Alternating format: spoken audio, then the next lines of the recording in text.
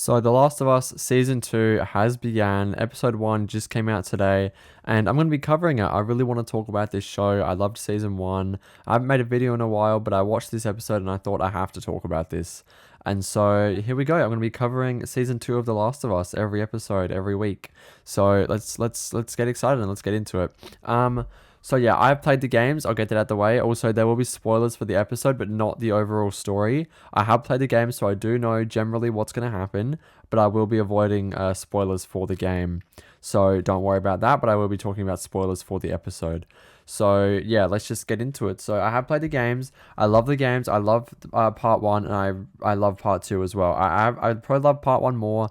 I have some issues with part two, which I have actually made a video about on this channel after I just finished playing it, and I think I was a bit harsh on part two in that video because it was very fresh in my mind. I had just played it for the first time, and so looking back though, after playing it a few more times, it really started to grow on me. And the issues, I still have the same issues with it, but the stuff I loved, I really loved. So yeah, let's just get into it. So the episode picks up right where we left off, pretty much before the 5 year time jump, where Joel says to Ellie, or Ellie says to Joel, do you swear that everything you said about the Fireflies was true? And Joel says, I swear. And they're going to Jackson, and boom, we're 5 years later.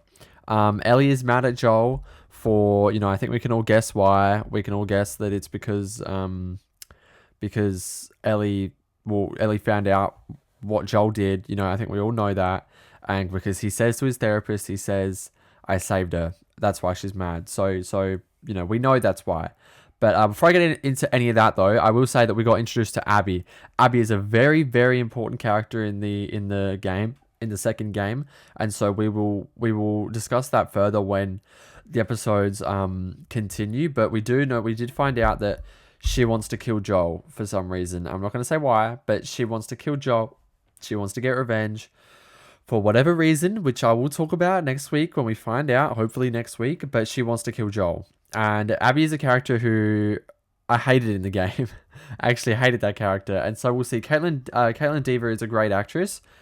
She was recently in Apple Cider Vinegar on Netflix, which was really great. But she's a really great actress. And so we'll see what she brings to Abby. However, I did hate Abby in the game.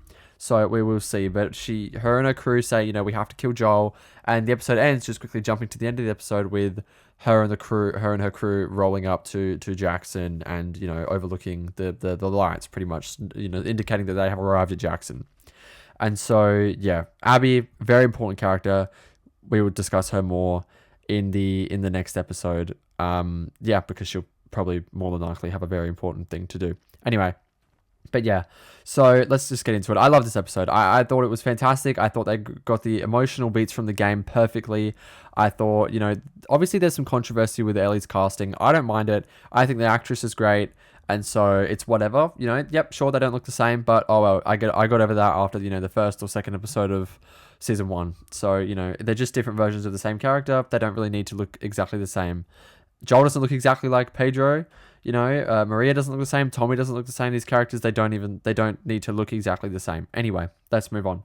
But yeah, they're doing the emotional beats from the second game, I mean, and they're doing it really well. They're hitting all the notes. They're doing everything very similar to the second game. That's the thing that's so great as well, is that they're changing a few things around. In the first episode from the game, like there's a few things that aren't in the game, like the therapist isn't in the game. Dina and Joel's relationship isn't so much in the game as it is in here, and so they're still changing some things around, but they're still telling the same story, and they're still, conveying those same emotions and hitting those same story beats and doing, the important things from the game, which I was a little bit worried at the end, when they were doing the dance scene. I was a little bit worried that they weren't going to have Ellie and Dina kiss, because that's obviously a very important part, but they did. They went there, they did it, and then, that guy comes in and says those things to Ellie and Dina, and then Joel comes in and, pushes him over, just like in the game, and it's beat for beat, and it's done so well. It brought all those emotions back, and I really love these games, I really love this story. It really has a special place, in the games that I play. I really, really love it. And so just seeing that all again brought all the emotions back. And I was amazed. Really, really, really great. I loved that scene at the end. I'm skipping ahead a little bit, but I really did love that scene at the end where the dance scene. it's just everything was so perfect about it. I mean, the way they just do it exactly like the games, and that doesn't necessarily, that's not the reason it's great, but that is part of why it's great, is that they do it just like the games, where Ellie says to Dina, you know, I'm not a threat, no one's scared of me, and then um, Dina whispers in her ear and says, you know, they should be terrified of you, and then they kiss, and then, you know, all that stuff happens, and it's amazing. It really is. But yeah, so I loved that. Also, you know what? Young Manzino from Beef plays Jesse, and he's probably the only character that looks very, very, very similar to, well, except for Dina, that she looks similar, but they're probably the only characters that look similar to their game counterparts. Everybody else looks pretty much different, but I just thought that was interesting. But anyway, Dina was very, very good this episode. I love Dina in the game. I'm very excited to see, she has a very important role in this story as well, and so I'm very, very excited to see what happens with her. Isabella Merced did a great job playing her, and I really enjoyed her character as well. Catherine O'Hara as the therapist is a new addition. She was not in the second game, and so I'm not sure what her role is going to be, especially considering a few things that are going to happen within the next few episodes. I don't know where she's going to go, you know, because their relationship is so... She's pretty much tied to Joel, you know? She's one of those Joel-centric characters, and so we will see what comes of her. We do find out that she actually hates Joel because Joel killed her husband, which we did... I don't think that's part of the game, unless I'm remembering something different, or from season 1. I don't remember Eugene, but someone correct me if I'm wrong. I don't remember Eugene. I don't remember her husband.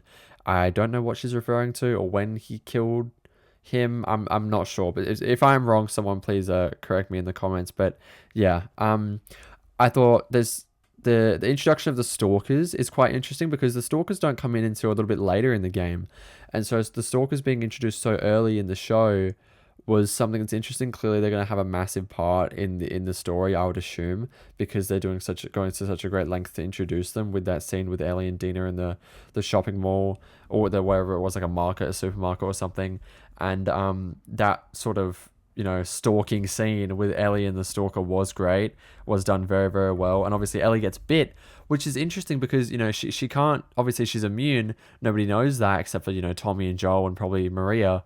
But she sort of cuts it and stitches it. I'm not sure why she does that. I'm not sure if that's to make it look like just a regular knife scar, or why she did that. I would assume that's why, in case someone ever sees it, you know, they won't think it's a bite. But at that point, when someone sees it, it will be healed, and they'll know that she's not an infected. You know what I mean? So that's a little bit confusing to me, but I'm sure we'll find out more about that. It's clearly going to come into play somehow. That's not a part of the game, so we'll see.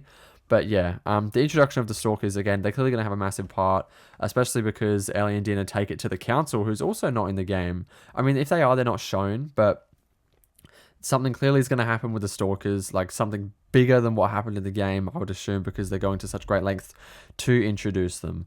Also, something interesting is happening with the tendrils infiltrating Jackson. That the tendrils aren't a part of the game, and so this didn't happen in the games, but I'm curious as to what's going to happen, because we don't spend too much time in Jackson in the actual game. So I don't know what's going to happen there, but we will see.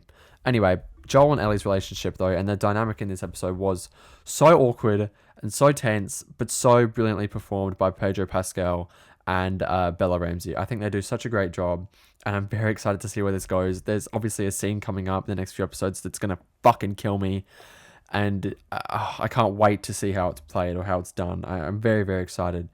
But yeah, I thought this episode was really just great stuff all around. You know, I'm so excited that this show's back. I loved season 1. I love that they're changing things around a little bit, but they're not changing the story. It's all still there, and I can't wait. You know, I really, really can't wait. But anyway, that was my review and my little discussion for episode 1. I just wanted to talk about it. I will be talking about episode 2, 3, 4, 5, 6, and 8. 5, 6, 7, and 8. I think there's only 8 episodes this season, maybe 10. I'm not sure. But I will be covering it week to week, so make sure you like and subscribe so you don't miss those episodes. Leave a comment down below. Let me know your thoughts on the episode. Did you enjoy it? Did you not? Did you love it as much as I did? You know, what were your thoughts? What are your theories for what's going to happen? Did you play the games? Let me know all those thoughts down below in the comments. But yeah, thank you guys for watching, and I will see you guys in the next one. Bye.